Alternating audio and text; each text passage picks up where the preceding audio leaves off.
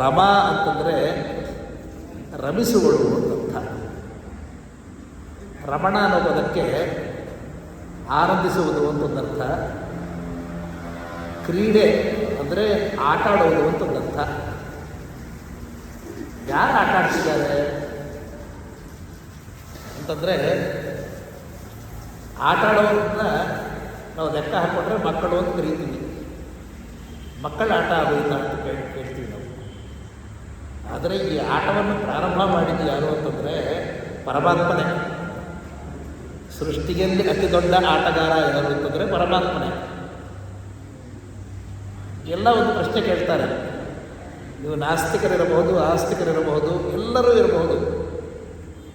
ಪ್ರಪಂಚ ಎಲ್ಲ ನಾನು ಅರಿತಿದ್ದೀನಿ ಅಂತನವರು ಕೂಡ ಒಂದು ಪ್ರಶ್ನೆಗೆ ಉತ್ತರ ಹೇಳೋಕ್ಕಾಗಲ್ಲ. ವೇದಾಂತಗಳಿರ್ಬೋದು, ಅಥವಾ ದೊಡ್ಡ ದೊಡ್ಡ ಸೈಂಟಿಸ್ಟ್ಗಳನ್ನ ಅನಿಸ್ಕೋಬೋದು, ಅಥವಾ ತತ್ವಶಾಸ್ತ್ರವೇತ್ತರಿರ್ಬೋದು, ಪುರಾಣ ಪ್ರವಚನ ಮಾಡೋರಿರ್ಬೋದು. ಪ್ರಪಂಚದ ಎಲ್ಲ ರಹಸ್ಯಗಳು ನನಗೆ ಗೊತ್ತು ಅನ್ನೋರು ಕೂಡ ಹೇಳೋಕ್ಕಾಗದೇ ಇರುವಂಥದ್ದು ಇರುತ್ತಂದರೆ, ಇಷ್ಟಕ್ಕೂ ಇದೆಲ್ಲ ಯಾಕೆ ಪ್ರಾರಂಭ ಮಾಡಬೇಕಾಗಿತ್ತು? ಪರಬ್ರಹ್ಮರೊಬ್ಬನೇ, ಆನಂದಪೂರ್ಣ, ಎಲ್ಲ ತುಂಬ ಚೆನ್ನಾಗಿದೆ. ಆದರೆ ಈ ಪ್ರಪಂಚವನ್ನು ಯಾಕೆ ಸೃಷ್ಟಿ ಮಾಡಬೇಕಾಗಿತ್ತು? ಇಷ್ಟು ಜನನ ಯಾಕೆ ಸೃಷ್ಟಿ ಮಾಡಬೇಕಾಗಿತ್ತು? ಇವರ ಕಷ್ಟಗಳು, ಸುಖಗಳು, ಇದೆಲ್ಲ ಯಾತಕ್ಕೆ ಬೇಕಾಗಿತ್ತು? ನಮಗೆ ಇದೆಲ್ಲ ಬೇಕಿತ್ತ? ಎಲ್ಲ ಆನಂದವಾಗಿರ್ತಿದ್ವಲ್ಲ, ಇದೆಲ್ಲ ಯಾಕೆ ಬೇಕಾಗಿತ್ತು? ಒಂದಕ್ಕೊಂದು ಹುಟ್ಟಬೇಕು. ಹುಟ್ಟಿದಾಗ ಊಟ ಮಾಡದೇ ಇದ್ದರೆ ಹಸುವಾಗುತ್ತೆ. ಆ ಹಸುವು ನೀಗಿಸೋದಕ್ಕೆ ಆಹಾರ ತಗೋಬೇಕು, ಮತ್ತು ಜೀರ್ಣ ಮಾಡ್ಕೊಳ್ಳೋಕ್ಕೆ ಅದೊಂದು ವ್ಯವಸ್ಥೆ, ಆಹಾರವನ್ನು ಪಡೆಯೋದಕ್ಕೆ, ದುಡಿಯೋದಕ್ಕೆ ಒಂದು ವ್ಯವಸ್ಥೆ, ಮತ್ತು ಈ ಶರೀರವನ್ನು ಕಾಪಾಡಿಕೊಳ್ಳೋದಕ್ಕೆ, ಇದರ ಒಳಿತಿಗಾಗಿ ಸಂಗಡಿಗಿರಬೇಕು, ಸಂಗಾತಿ ಬೇಕು. ಈ ರೀತಿ ಒಬ್ಬರನ್ನೊಬ್ಬರನ್ನ ಬೆಳೆಸ್ಕೊಂಡು ದೊಡ್ಡ ದೊಡ್ಡ ಸಂಸಾರ ಮಾಡ್ಕೊಳ್ತಾ ಇದ್ದೀವಿ. ಈ ಸಂಸಾರವನ್ನು ಮಾಡ್ಕೊಳ್ಳೋಕ್ಕೆ ನಮಗೆ ಹೇಳ್ಕೊಟ್ಟಿದ್ದಾರೆ ಅಂತಂದರೆ, ರಾಮಕೃಷ್ಣಾದ್ಯವತಾರಗಳಲ್ಲಿ ನಾವು ದೇವರು ಯಾವ ರೀತಿ ದೊಡ್ಡ ಸಂಸಾರವನ್ನು ಬೆಳೆಸ್ತಿದ್ದಾರೆ ಅಂತ ಗೊತ್ತಾಗುತ್ತೆ. ಎಷ್ಟೋ ಸತಿ ಸಂಸಾರ ನಾಶ ಆಗಬೇಕು ಅಂತ ಹೇಳಿದಾಗ, ಸಂಸಾರ ಅನ್ನೋದು ಮನುಷ್ಯರ ಸಂಸಾರವ, ದೇವರ ಸಂಸಾರವ ಅಂತ ಅರ್ಥ ಆಗೋದಿಲ್ಲ. ಯಾಕಂದರೆ ನಮ್ಮದು ಚಿಕ್ಕ ಸಂಸಾರ ಸ್ವಾಮಿ, ಇರೋದೇ ಏನೋ ಒಂದು ಹೆಂಡತಿ, ಒಂದು ಗಂಡ, ಒಂದಿಬ್ಬರು ಮಕ್ಕಳು, ಅಥವಾ 4 ಜನ ಮಕ್ಕಳು, ಒಂದು ಮನೆ, ಇಷ್ಟೇ. ಈ ಥರದ ಸಾವಿರಾರು ಲಕ್ಷಾಂತರ ಕೋಟ್ಯಾಂತರ ಮನೆಗಳನ್ನು ಕಟ್ಟಿಕೊಂಡಿರುವಂಥದ್ದವರು ದೊಡ್ಡ ಸಂಸಾರಿ ಯಾರು ಅಂದರೆ ಭಗವಂತನೇ. ಈ ಭಗವಂತನ ಸಂಸಾರ ನಾಶವಾಗಬೇಕು ಅಂತಂದರೆ ಅರ್ಥ ಏನಂದರೆ ಪ್ರಪಂಚವೇ ಹಾಳಾಗಬೇಕು ಅಂತ ಅರ್ಥ. ಅದ ಅಭಿಪ್ರಾಯ. ಈ ರಮಾ ಅಂತ ಪದಕ್ಕೆ ಅರ್ಥ ಏನು ಅಂತಂದರೆ ರಮಿಸುವಳು ಅಂತ ಹೇಳಿದ್ವಿ, ಅಂದರೆ ಆಟ ಆಡ್ತಿದ್ದಾಳೆ ಅಂತ.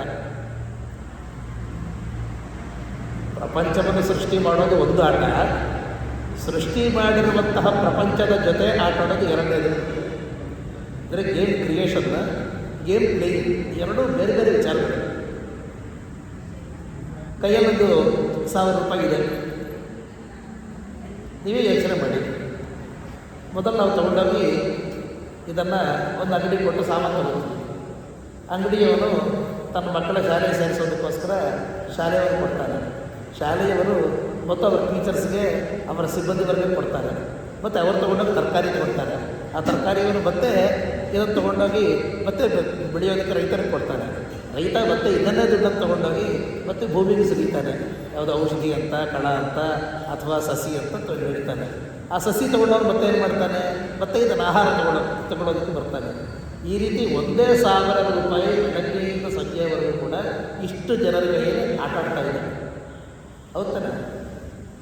ಈ ರೀತಿ ನಾವು ಅಂದ್ಕೊಳ್ತೀವಿ, ದುಡ್ಡಿದ್ದು ನಾವೆಲ್ಲ ಪೂರ್ತಿ ಇದರ ಜೊತೆ ಆಟ ಆಡ್ತಾ ಇದ್ದೀವಿ ಅಂತ. ಅಲ್ಲ, ಆ ದುಡ್ಡೇ ನಮ್ಮ ಜೊತೆ ಆಟ ಆಡ್ತಾ ಇದೆ. ಇದೇ ದುಡ್ಡು ನಿನ್ನ ಕೈಲಿದ್ದರೆ ನೀನು ಎಷ್ಟು ಸಂತೋಷವಾಗಿರ್ತೀಯ, ಈ ದುಡ್ಡನ್ನು ಕಳೆದುಕೊಂಡ್ರೆ ನೀವು ಎಷ್ಟು ಸಂತೋಷವಾಗಿರ್ತೀಯ, ಎಷ್ಟು ದುಃಖ ಪಡ್ತೀಯ ಅನ್ನುವಂತಹ ಒಂದು ಆಟ ಇದೆಯಲ್ಲ, ಇದೇ ರಘು ಕ್ರೀಡಾಯ ಅನ್ನೋ ಮಾತುಗಳಿಗೆ ಗೊತ್ತಾಗುತ್ತೆ. ಈ ರೀತಿ ಎಲ್ಲ ರೀತಿಯ ಆಟವನ್ನು ನಮಗೆ ಕಲಿಸ್ಕೊಟ್ಟು ನಮ್ಮ ಜೊತೆ ಆಟ ಆಡ್ತಿರುವಂತಹ ಶಕ್ತಿ ಇದೆಯಲ್ಲ, ಆ ಶಕ್ತಿಯನ್ನು ನಾವೀಗ ಇವತ್ತಿನ ದಿನ ಲಕ್ಷ್ಮೀ ಜಯಂತಿ ಅಂತ ಕರೀತಾ ಇದ್ದೀವಿ. ಲಕ್ಷ್ಮಿ ಅನ್ನೋ ಪದ ಹೇಗೆ ಬಂದಿದೆ ಅಂತ ವ್ಯಾಕರಣದಲ್ಲಿ ಹೇಳಬೇಕಾದ್ರೆ, ಲಕ್ಷೇರ್ ಮುಖ್ಯ ಅಂತ ಒಂದು ಸೂತ್ರ ಇದೆ ವ್ಯಾಕರಣದಲ್ಲಿ. ಲಕ್ಷಣ ಅಂತ ಪದ ಕೇಳಿದೀವಲ್ಲ, ಲಕ್ಷಣವಾಗಿದೆ ಅಂತಂದರೆ ಚೆನ್ನಾಗಿದೆ ಅಂತ. ಅವಲಕ್ಷಣ ಅಂತಂದರೆ ಇಳಿದು ಹೋಗಿರುವ ಲಕ್ಷಣ ಅಂತ. ಸುಲಕ್ಷಣ ಅಂತಂದರೆ ಸುಷ್ಠು ಶೋಭಾಯುಕ್ತವಾದಂತಹ ಎಲ್ಲ ರೀತಿಯ ಕಲೆ ಇದೆ ಅಂತ ಅರ್ಥ. ಈ ರೀತಿ ಕಳಕಳಿಯಿಂದ ನಾವು ಹೇಳ್ತಿರ್ಬೇಕಾದ್ರೆ ಸಕಲವಾಗಿ ಸುಕಲವಾಗಿರುವಂತಹದ್ದನ್ನೇ ಲಕ್ಷ್ಮಿ ಅಂತ ಕರೀತೀವಿ. ಹಾಗಾದರೆ ಪ್ರಪಂಚದಲ್ಲಿ ಯಾವುದು ಯಾವ ಸ್ಥಾನದಲ್ಲಿ ಹೇಗಿರಬೇಕು ಅಂತ ನಾವು ಬಯಸ್ತೀವೋ ಅಂತಹ ಸ್ಥಾನದಲ್ಲಿ ಅದು ಸಮೃದ್ಧವಾಗಿದ್ದರೆ ಅದನ್ನು ನಾವು ಲಕ್ಷ್ಮಿ ಅಂತ ಕರೀತೀವಿ.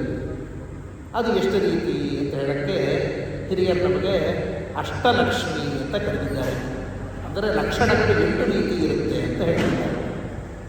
ಎಷ್ಟು ರೀತಿ? 8 ರೀತಿ. ಮತ್ತು ದಾರಿದ್ರ್ಯ ಧ್ವಂಸಿನಿ ಅಂತ ಹೇಳ್ತಾರೆ. ಅಂದರೆ ಈ ದಾರಿದ್ರ್ಯ ಅಥವಾ ಲಕ್ಷ್ಮಿ ಇದನ್ನೇ ಮತ್ತೊಂದು ಹೇಳಬೇಕಾದ್ರೆ ವೇದದಲ್ಲಿ ಸಮೃದ್ಧಿ ವಿವೃದ್ಧಿ ಅನ್ನೋ 2 ಪದಗಳಲ್ಲಿ ಕರೆದಿದ್ದಾರೆ. ಸಮೃದ್ಧಿ ಅಂದರೆ ಎಲ್ಲರ ಜೊತೆಗೆ ಸಂಪೂರ್ಣವಾಗಿ ತೂಗಿರುವುದು, ವಿವೃದ್ಧಿ ಅಂದರೆ ಕಳ್ಕೊಂಡಿರುವುದು.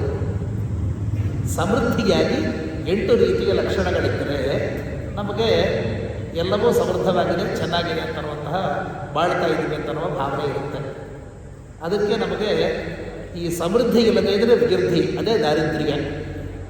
ದಾರಿದ್ರ್ಯ ಧ್ವಂಸಿನಿ ಅಂತ ಲಕ್ಷ್ಮಿಯನ್ನು ಕರೀತೀವಲ್ಲ. ಧ್ವಂಸ ಮಾಡೋದು ಅಂತಂದರೆ ಒಂದು ಮಡಿಕೆ ತಗೊಂಡು ಹೊಡೆದ್ರೆ ಧ್ವಂಸ ಆಯಿತು ಅಂತೀವಿ, ಮನೆ ಹೊಡೆದ್ರೆ ಧ್ವಂಸ ಆಯಿತು ಅಂತೀವಿ. ಈ ರೀತಿಗೆ ಧ್ವಂಸ ಅಲ್ಲ, ಕತ್ತಲಿನ ಧ್ವಂಸ ಅನ್ನೋದು ಉದಾಹರಣೆ ತಗೊಳ್ಳಿ. ಕತ್ತಲು ಹೋಗಬೇಕು ಅಂತಂದರೆ ನೀವು ಯಾವುದೋ ಕೊಡ್ಲಿ ತೊಗೊಂಡಂದ್ರೆ ಹೊಡಿಬೇಕಾದ್ದಿಲ್ಲ, ಕಡ್ಡಿ ತೊಗೊಂಡು ಹೊಡಿಬೇಕಾದ್ದಿಲ್ಲ, ಸುಡಬೇಕಾದ್ದಿಲ್ಲ. ಒಂದು ದೀಪವನ್ನಿಟ್ಟರೆ ಏನಾಗುತ್ತೆ? ಅದರಲ್ಲಿರುವಂತಹ ಕತ್ತಲು ಹೊರಟಾಗುತ್ತೆ. ಅದೇ ರೀತಿ ಸಂಪತ್ತು ಸಮೃದ್ಧಿ ಬಂದರೆ ವಿವೃದ್ಧಿ ಅಂದರೆ ದಾರಿದ್ರ್ಯ ಹೊರಟು ಹೋಗುತ್ತೆ ಅಂತ ಅರ್ಥ. ಅದಕ್ಕೆ ಸಮೃದ್ಧಿ ವಿವೃದ್ಧಿ ಎರಡೂ ಕೂಡ ಲಕ್ಷ್ಮೀ ಸ್ವರೂಪವೇ. ಅದಕ್ಕೆ ನಮಗೆ ಪುರಾಣದಲ್ಲಿ ಮತ್ತೊಂದು ಕಥೆ ಹೇಳಿದ್ದಾರೆ, ಜ್ಯೇಷ್ಠ ಅಂತ ಹೇಳಿದ್ದಾರೆ. ಜ್ಯೇಷ್ಠ ಅಂದರೆ ಏನು? ಜ್ಯೇಷ್ಠ ಅಂದರೆ ಏನು? ದೊಡ್ಡದು ಅಂತ ಅರ್ಥ. ದೊಡ್ಡದು ಅಂತಂದರೆ ನಮಗಿಂತ ಮೊದಲಿರುವುದು, ಹೌದಾನೆ? ದೊಡ್ಡವರು ಅಂದರೆ ಏನು? ನಮಗಿಂತ ಹಿಂದೆ ಹುಟ್ಟಿದವರು ತಾನೆ. ಈಗ ಯೋಚನೆ ಮಾಡಿ, ಜ್ಯೇಷ್ಠ ಮತ್ತು ಲಕ್ಷ್ಮಿ ಇವರಿಬ್ಬರ ಸಂಬಂಧ ನೋಡಿ ನೀವು. ಮೊದಲು ನಮ್ಮ ಹತ್ರ ಏನೂ ಇರಲಿಲ್ಲ, ಶರೀರ ಬಂತು. ಶರೀರ ಬಂದ ಮೇಲೆ ಅದಕ್ಕೆ ಪುಷ್ಟಿ ಬಂತು, ಒಡವೆ ಬಂತು, ಮತ್ತು ಉಡುಪು ಬಂತು, ಹಾಕೊಳ್ಳುವಂತಹ ಬಟ್ಟೆಗಳು ಬಂತು. ಎಲ್ಲ ಒಂದೊಂದಾಗಿ ಬರ್ತಾ ಇತ್ತು. ಮುಂಚೆ ಇತ್ತ ಇರಲಿಲ್ಲ, ಆಮೇಲೆ ತಾನೇ ಬಂದಿದ್ದು. ಹಾಗಾದರೆ ಲಕ್ಷ್ಮಿ ಬರೋದಕ್ಕಿಂತ ಮುಂಚೆ ಅಲ್ಲಿ ನಮಗೆ ಇದ್ದಿದ್ದೇನು ಅಂತಂದರೆ ದಾರಿದ್ರ್ಯ ಅಂದರೆ ವಿವೃದ್ಧಿ. ಅಲ್ಲಿಗೆ ಪದಾರ್ಥಗಳಿರಲಿಲ್ಲ, ಪದಾರ್ಥಗಳ ಅಭಾವವೇ ಅಗ್ರತ್ವ. ಹಿಂದೆ ಯಾವ ಪದಾರ್ಥವೂ ಇರಲಿಲ್ಲ, ಅದಾದಮೇಲೆ ಇವೆಲ್ಲವೂ ಕೂಡ ಬಂದಿದೆ. ಇದನ್ನು ತರ್ಕಶಾಸ್ತ್ರದವರು ಪ್ರಾಗಭಾವ ಅಂತ ಹೇಳ್ತಾರೆ. ಪ್ರಾಗ್ ಅಭಾವ. ನಿನ್ನೆವರೆಗೂ ಯಾರೂ ಹುಟ್ಟಿರಲಿಲ್ಲ, ಇವತ್ತು ಮಗು ಆಯಿತು. ಅಂದರೆ ಹಿಂದೆ ಮಗು ಇರಲಿಲ್ಲ, ಇವತ್ತಾಯಿತು. ಅಂದರೆ ಮೊನ್ನೆವರೆಗೂ ಸಂತಾನದ ಒಂದು ದಾರಿದ್ರ್ಯ ಇತ್ತು, ಅಭಾವ ಇತ್ತು. ಇವತ್ತು ಅಭಾವ ಇಲ್ಲ, ಸಮೃದ್ಧಿ ಆಗಿದೆ. ಹಾಗಾಗಿ ಜ್ಯೇಷ್ಠ ಅಂತಂದರೆ ಮೊದಲು ಇರಲಿಲ್ಲ, ಪ್ರಾಗಭಾವ ಅಂತ ಅರ್ಥ. ದರಿದ್ರ ದೇವತೆ ಅಂತಂದರೆ ಮತ್ತೆಲ್ಲೋ ಇಲ್ಲ, ನಮ್ಮಲ್ಲೇ ಇದೆ. ದರಿದ್ರ್ಯನೂ ಇದೆ, ನಮ್ಮಲ್ಲೇ ದರಿದ್ರತೆಯೂ ಇದೆ, ನಮ್ಮಲ್ಲಿ ಸಮೃದ್ಧಿ ಕೂಡ ಇದೆ. ಹೀಗಾಗಿ ನಾವು ಲಕ್ಷ್ಮೀ ದೇವಿಯ ಆಗಮನವನ್ನು ನಾವು ಬಯಸ್ತಾ ಇದ್ದರೆ 8 ರೀತಿಯ ಲಕ್ಷಣಗಳನ್ನು ಬಯಸಬೇಕು ಅಂತ ಹಿರಿಯರು ಹೇಳ್ತಾರೆ. ಅದಕ್ಕೆ ನಮ್ಮ ನೆಚ್ಚಿನ ಸದ್ಗುರುದೇವರು ಗಣಪತಿ ಸಚ್ಚಿದಾನಂದ ಸ್ವಾಮೀಜಿಯವರು ಅಷ್ಟಲಕ್ಷ್ಮೀ ಸ್ತುತಿ ಎಂಬ ಸ್ತೋತ್ರವನ್ನು ಹೇಳಿದ್ದಾರೆ. ಏನು ಹೇಳ್ತಿದ್ದು ಅಂದರೆ, ಸಾಮ್ರಾಜ್ಯದಾಯಿನಿ ದೇವಿ ಗಜಲಕ್ಷ್ಮೀ ನಮಾಮ್ಯಹಂ ಅಂತ ಮೊದಲೇ ಹೇಳುತ್ತೆ.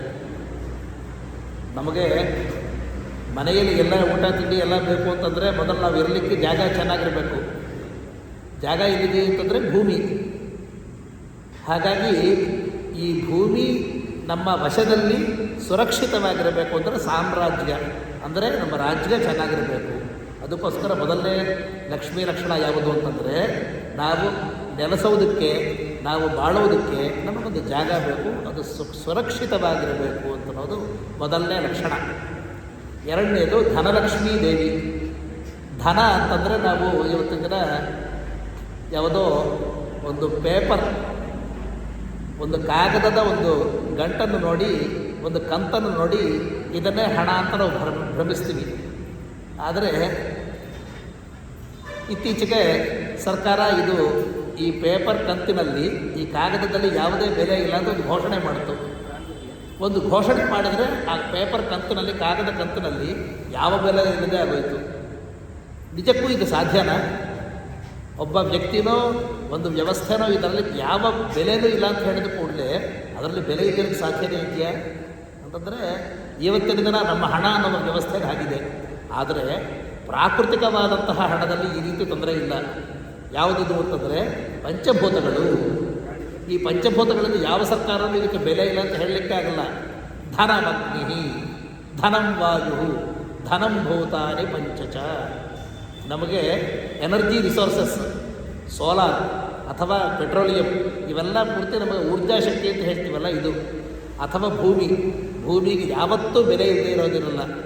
ಇವತ್ತಲ್ಲ ಯಾವತ್ತಾದರೂ ಸಹ ಭೂಮಿ ಬೆಲೆ ಹಾಗೆ ಇದೆ. ನೀರಿಗೆ ಇವತ್ತು ಬೆಂಗಳೂರು ನೋಡಿದ್ರೆ, ಬವಣೆ ನೋಡಿದ್ರೆ ಅನಿಸುತ್ತೆ ನೀರಿಗೆ ಇಷ್ಟು ಬೆಲೆ ಇದೆಯಾ ಅಂತ. ಮತ್ತು ಡೆಲ್ಲಿಗೆ ಹೋದರೆ ನಮಗೆ ಉಸಿರಾಡೋಕ್ಕೆ ಗಾಳಿ ಸಿಗೋದಿಲ್ಲ. ಓಹೋ, ವಾಯುವಿಗೆ ಇಷ್ಟು ಬೆಲೆ ಇದೆಯಾ ಅಂತ ಗೊತ್ತಾಗುತ್ತೆ. ಇನ್ನು ಸ್ಪೇಸ್ ಅಂದರೆ ಆಕಾಶ. ಇನ್ನು ನಾವು ಸ್ಪೇಸ್ ಟೆಕ್ನಾಲಜಿಗೆ ಹೋದರೆ ಪ್ರತಿಯೊಂದು ಬಹಳ ಬೆಲೆ. ಹಾಗಾಗಿ ಯಾವಾಗಲೂ ಕೂಡ ತನ್ನ ಬೆಲೆಗೆನ್ನು ಕಳಕೊಳ್ಳದೇ ಇರುವಂತಹ ಧನ ಯಾವುದು, ಅದು ಧನಲಕ್ಷ್ಮೀ ದೇವಿ ಅಂತ ಅರ್ಥ. ಅಷ್ಟೇ ಹೊರತು ನಿಮ್ಮ ಹತ್ರ ಇರುವಂತಹ ಪೇಪರ್ ಕಂತಲ್ಲ, ಕಾಗದದ ಕಂತುಗಳನ್ನು ನೋಡಿ ಅದನ್ನು ಧನಲಕ್ಷ್ಮಿ ಅಂತ ಯಾರು ಭ್ರಮಿಸಬೇಡಿ. ಹಾಗಾಗಿ ನಮ್ಮ ಜೊತೆ ಆಟ ಆಡ್ತಿರುವಂತಹ, ನಮ್ಮನ್ನು ಆಟ ಆಡಿಸ್ತಿರುವಂತಹ ಶಕ್ತಿ ಧನಲಕ್ಷ್ಮಿ ರೂಪದಲ್ಲಿದ್ದಾಳೆ ಅನ್ನೋದು ಎರಡನೇದು. ಮೂರನೇದು ಬಂದರೆ ಅದು ಧಾನ್ಯಲಕ್ಷ್ಮಿ. ಇಷ್ಟು ಜನ, ಇಷ್ಟು ಜೀವಿಗಳು ಹುಟ್ಟಿವೆ, ಇವುಗಳೆಲ್ಲ ಮಾಡಬೇಕು ಅಂತಂದರೆ ಏನು ಬೇಕು? ಆಹಾರ ಬೇಕ್ತಾನೆ. ಆ ಧಾನ್ಯಲಕ್ಷ್ಮಿ ಪೃಥ್ವಿ ಗರ್ಭ. ಆದಮೇಲೆ ಆಹಾರ ತಗೊಳ್ತೀವಿ, ತಗೊಂಡ ಮೇಲೆ ಅದು ಜೀರ್ಣವಾಗುತ್ತಾ ಇಲ್ವಾ ಅಂತ ಹೆದರಿಕೆ. ನಾಳೆ ಆಹಾರ ಸಿಗುತ್ತೋ ಇಲ್ವೋ ಹೆದರಿಕೆ. ಸಿಕ್ಕಿರುವಂತಹ ಆಹಾರವನ್ನು ನಾವು ಕಾಪಾಡ್ಕೊಳ್ಳೋಕ್ಕಾಗುತ್ತೋ ಇಲ್ವೋ ಹೆದರಿಕೆ. ಈ ರೀತಿ ಎಲ್ಲ ರೀತಿ ಹೆದರ್ತಾ ಕೂತಿದ್ದರೆ ಯಾರೂ ಜೀವನ ಮಾಡೋಕ್ಕೆ ಸಾಧ್ಯ ಇಲ್ಲ. ಹಾಗಾಗಿ ಎಲ್ಲರೂ ಜೀವನ ಮಾಡೋಕ್ಕೆ ಯೋಗ್ಯವಾಗಿರಬೇಕಾದಂತಹ ಮೊದಲನೇ ಲಕ್ಷಣ ಯಾವುದು ಅಂದರೆ ಧೈರ್ಯ. ಧೈರ್ಯ ಅಂತಂದರೆ ಏನು? ನಮಗಿಂತ ಒಬ್ಬರು ಮುಂದಕ್ಕೆ ಹೋಗಿದ್ದಾರೆ ಅಂತಂದರೆ ಅದನ್ನು ನಾವು ಅಭಿನಂದನೆ ಮಾಡುವಂತಹ ಶಕ್ತಿ ಬೇಕು. ಅಷ್ಟೇ ಹೊರತು ಮಾತ್ಸರ್ಯ ಬೇಡ. ಹಿರಿಯರು ಹೇಳ್ತಾರೆ ಗುಣಕ್ಕೆ ಮಾತ್ಸರ್ಯ ಬೇಡ ಅಂತ. ಒಬ್ಬರು ಚೆನ್ನಾಗಿದ್ದಾರೆ ಅಂತ ಸಂತೋಷ, ಒಪ್ಕೊಳ್ಳಿ, ಸಂತೋಷವಾಗಿದ್ದಾರೆ ಅಂತ. ಅದೇನು ಮಹಾ ಅಂತ, ಅದಕ್ಕೆ ತುಂಬ ದೊಡ್ಡವರಿದ್ದಾರೆ ಅಂತ ಆ ರೀತಿ ಸಣ್ಣ ಮಾತು ಆಡಬಾರ್ದು. ನ ಮಾತ್ಸರ್ಯಂ ನ ಚ ಕ್ರೋಧ. ಈ ರೀತಿ ಭೇದವಾದಂತಹ ಭೇದ ದೃಷ್ಟಿ ಇಲ್ಲದೇ ಇರೋದೇ ಧೈರ್ಯ ಅಂತ ಹೇಳ್ತಾರೆ. ಯಾರಿಗೆ ಸಿಗುತ್ತೆ ಅಂದರೆ ಯದ್ಭಕ್ತಾನಾಂ ವಿನೀತಾನಾಂ. ಯಾವ ಲಕ್ಷ್ಮೀದೇವಿಯ ನಿಜವಾದಂತಹ ಭಕ್ತರಿದ್ದಾರೋ ಅವರಿಗೆ ಮಾತ್ಸರ್ಯವಿರೋದಿಲ್ಲ, ಕ್ರೋಧವೂ ಇರೋದಿಲ್ಲ, ಮತ್ತು ಇನ್ನೊಬ್ಬರನ್ನು ವ್ಯತ್ಯಾಸ ಮಾಡಿ ಮಾತಾಡುವಂತಹ ಶಕ್ತಿ ಇರಲ್ಲ. ಹಾಗಾಗಿದ್ದರೆ ಅವನು ಧೈರ್ಯಲಕ್ಷ್ಮಿ ಸಂಪನ್ನ ಅಂತ ಅರ್ಥ. ಅಂತಹ ಧೈರ್ಯಲಕ್ಷ್ಮಿ ಉಂಟಾದವನು ಏನಾಗಬೇಕು? ಮುಂದಕ್ಕೆ ಅವನ ಪೀಳಿಗೆ ವೃದ್ಧಿಯಾಗಬೇಕು. ಯಾರು ಪುಷ್ಟರಾಗಿರ್ತಾರೋ, ಯಾರಿಗೆ ಬಾಳಕ್ಕೆ ಜಾಗ ಇದೆಯೋ, ನಿವಾಸ ಇದೆಯೋ, ಯಾರ ಹತ್ರ ಹಣ ಇದೆಯೋ ಅಂತಹದವರು ತಮ್ಮ ಕೀರ್ತಿ ಮತ್ತು ತಮ್ಮ ವಂಶವನ್ನು ಹೆಚ್ಚಿಸ್ಕೋಬೇಕು. ಅದನ್ನೇನ್ತಾರೆ? ಸಂತಾನ ಲಕ್ಷ್ಮಿ 5ನೇ ಲಕ್ಷಣ. ಇನ್ನು 6ನೇದು ಬಂದರೆ ವಿದ್ಯಾಲಕ್ಷ್ಮಿ. ಈಗ ಒಂದು ಸತಿ ಮಳೆ ಆದರೆ ಒಂದು ಸಾವಿರಾರು ಕೀಟಗಳು ಹುಟ್ಟುತ್ತೆ, ಕ್ರಿಮಿಗಳು. 2 ಗಂಟೆಯಲ್ಲಿ ಸತ್ತು ಹೋಗ್ಬಿಡುತ್ತೆ. ಅಥವಾ ಹಂದಿಗಳಾಗಲಿ ನಾಯಿಗಳಾಗಲಿ ಸುಮಾರು ಮಕ್ಕಳು ಹುಟ್ಟುತ್ತೆ. ಆದರೆ ಅಷ್ಟು ಮರಿಗಳು ಹಾಕಿದ್ರೆ ಏನು ಪ್ರಯೋಜನ ಅಂತಂದರೆ ಏನೂ ಇಲ್ಲ. ಅದಕ್ಕೆ ಯಾತಕ್ಕೆ ಪ್ರಯೋಜನ ಇಲ್ಲ ಅಂತಂದರೆ ಸಾಯೋದಕ್ಕೆಲ್ಲ ನಾವು ಹುಟ್ಟೋದು. ಸಾಯಕ್ಕಿಂತ ಮುಂಚೆ ನಾವು ಏನು ಪಡೆದಿದ್ದೀವಿ ಅಂತನ್ನುವಂತಹ ವಿಜ್ಞಾನ ಬೇಕು. ಅದಕ್ಕೋಸ್ಕರ ನಮ್ಮ ಜನ್ಮ ಸಾರ್ಥಕವಾಗಬೇಕು ಅಂದರೆ 6ನೇ ಲಕ್ಷಣ ಇರಲೇಬೇಕು. ಯಾವುದದು? ನಾನಾ ವಿಜ್ಞಾನ ಸಂಧಾತ್ರಿ ಬುದ್ಧಿ ಶುದ್ಧಿ ಪ್ರದಾಯಿನಿ ಅಮೃತತ್ವ ಪ್ರದಾತ್ರೀಂಚ. ಸಾಯಕ್ಕಲ್ಲದೆ ಹುಟ್ಟಿರೋದು. ಸಾಯ್ತೀವಿ, ಇಲ್ಲ ಅಂತ ಹೇಳ್ತಿಲ್ಲ, ಖಂಡಿತ ಸಾಯ್ತೀವಿ.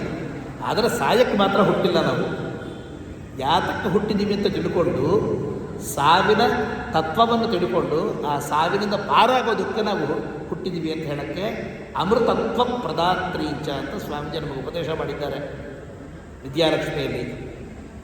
ಅದಾದಮೇಲೆ ವರಲಕ್ಷ್ಮೀ ದೇವಿ. ಯಾವುದೇ ಬಯಕೆಗಳಿದ್ದರೆ ಆ ಬಯಕೆಗಳನ್ನು ಈಡೇರಿಸುವಂತಹ ಶಕ್ತಿ ವರಲಕ್ಷ್ಮೀ ದೇವಿ. ಇನ್ನು ಕೊನೆಗೆ ಸರ್ವಶಕ್ತಿ ಸ್ವರೂಪಾಂಚ ಸರ್ವಸಿದ್ಧಿ ಪ್ರದಾಯಿನಿ ಸರ್ವೇಶ್ವರೀಂ ಶ್ರೀ ವಿಜಯಲಕ್ಷ್ಮೀ ದೇವೀಂ ನಮಾಮ್ಯಹಂ. ನಾವು ಬಯಸುವಂತಹ ಎಲ್ಲ ಕಾರ್ಯಗಳನ್ನು ಕೂಡ ನಾವು ತೇರ್ಗಡೆಯಾಗಬೇಕು ಅಂತನ್ನುವಂತಹ ಪ್ರಾರ್ಥನೆ. 8ನೆಯ ವಿಜಯಲಕ್ಷ್ಮೀ ದೇವಿ ವರವನ್ನು ನೀಡಿದ ಕೂಡಲೇ ಆ ವರಕ್ಕೆ ಒಂದು ಫಲರೂಪವಾಗಿರುವಂತಹದೇ ವಿಜಯ. ಈ ರೀತಿ 8 ರೀತಿಯ ಲಕ್ಷಣಗಳಲ್ಲಿ ನಾವು ಜೀವನದಲ್ಲಿ ಸಮೃದ್ಧವಾಗಿರಬೇಕು ಅಂತನ್ನುವುದು ಅಷ್ಟಲಕ್ಷ್ಮಿಗಳ ಲಕ್ಷಣ. ಈ 8 ರೀತಿಯ ಲಕ್ಷಣಗಳಿಲ್ಲದೇ ಇದ್ದರೆ ವಿವೃದ್ಧಿ ಅಂದರೆ ಅದೇ ದಾರಿದ್ರ್ಯ. ಈ ದಾರಿದ್ರ್ಯವನ್ನು ಕೊಡುವಂತಹದವನು ಮತ್ತು ಈ ಲಕ್ಷಣಗಳನ್ನು ಕೊಡುವಂತಹದವನು ಯಾರು ಅಂತಂದರೆ ಈ ಲಕ್ಷ್ಮಿಗೆ ಜೊತೆ ರಮಿಸುವಂತಹ ರಮಣ ಅಂತಂದರೆ ಏನು? ರಮ ಅಂತಂದರೆ ನೀವೇ ಪದ ನೋಡ್ಕೊಳ್ಳಿ. ರಮ ಅಂತಂದರೆ ರಮಿಸುವಳು, ಆಟಾಡುವಳು. ರಮಣ ಅಂತಂದರೆ ಅದೇ ಅರ್ಥ. ಹಾಗಾಗಿ ಈ ಗಂಡ ಹೆಂಡತಿ ಅಂತ ಯಾರನ್ನಾದರೆ ಲಕ್ಷ್ಮಿ ಮತ್ತು ರಮಣ ಇಬ್ಬರನ್ನ ಹೇಳ್ತಿದ್ವಲ್ಲ, ಅವರಿಬ್ಬರೂ ಕೂಡ ಪ್ರಪಂಚದ ಒಂದು ಉಳಿವಿಕೆ ಹಾಗೂ ಪ್ರಪಂಚದ ನಾಶ, ಪ್ರಪಂಚದಲ್ಲಿರುವಂತಹ ವಿವೃದ್ಧಿ ಅಂದರೆ ದಾರಿದ್ರ್ಯ ಮತ್ತು ಈ ಪ್ರಪಂಚದಲ್ಲಿರುವಂತಹ ಒಂದು ಸಮೃದ್ಧಿ, ಇವು ಎಲ್ಲವಕ್ಕೂ ಕೂಡ ಕಾರಣಭೂತರಾಗಿದ್ದಾರೆ. ಅದಕ್ಕೆ ನಾವು ರಮಾರಮಣ ಅಂತನ್ನುವಂತಹ ಪದವನ್ನು ಉಪಯೋಗಿಸ್ತೀವಿ. ಮತ್ತು ರಮಾರಮಣ ಯಾರಾದರೂ ಆಗಬಹುದಾ ಅಂತಂದರೆ ಗೋವಿಂದ. ಗೋ ಅನ್ನೋ ಪದಕ್ಕೆ ವೇದ ಅಂತ ಅರ್ಥ, ಗೋ ಅನ್ನೋ ಪದಕ್ಕೆ ಪಶು ಸಮೃದ್ಧಿ ಅಂತ ಅರ್ಥ, ಗೋ ಅನ್ನೋ ಪದಕ್ಕೆ ಕಿರಣಗಳಂತ ಅರ್ಥ. ಈ ರೀತಿ ಎಲ್ಲ ರೀತಿಯ ಒಂದು ಸಮೃದ್ಧಿಗೆ ಒಡೆಯ ಯಾರಿದ್ದಾರೋ ಆತಾತನೇ ಈ ರೀತಿಯ ಲಕ್ಷಣಗಳ ಜೊತೆ ನಮಗೆ ಕೊಡುವಂತಹದ್ದು ಅಥವಾ ಕೊಡದೇ ಇರುವಂತಹ ಒಂದು ಲಕ್ಷಣವನ್ನು ಇಟ್ಕೊಂಡವನು. ಹಾಗಾಗಿ ಗೋವಿಂದ ನಾಮಸ್ಮರಣೆಯಿಂದ ನಾವೇನಂತ ಕೇಳ್ತೀವಿ ಅಂತಂದರೆ ನಮಗೆ 8 ರೀತಿಯ ಲಕ್ಷಣಗಳು, 8 ರೀತಿಯ ಲಕ್ಷ್ಮೀ ಸ್ವರೂಪ ಸಮೃದ್ಧಿ ನಮಗಿರಲಿ ಅಂತ ಪ್ರಾರ್ಥನೆ ಮಾಡ್ತೀವಿ.